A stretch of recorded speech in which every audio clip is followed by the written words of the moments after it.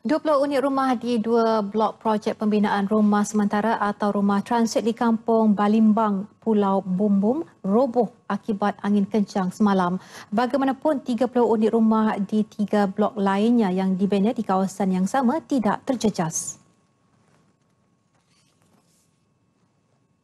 Pegawai daerah merangkap pengurusi jawatankuasa bencana daerah sempurna Dr. Caco Bulah ketika dihubungi pemberita RTM mengesahkan kejadian yang menimpa bangunan rumah yang dibina di atas air itu. Rumah transit berkenaan dibina bagi menempatkan mangsa kebakaran pada November tahun lepas di kampung tersebut.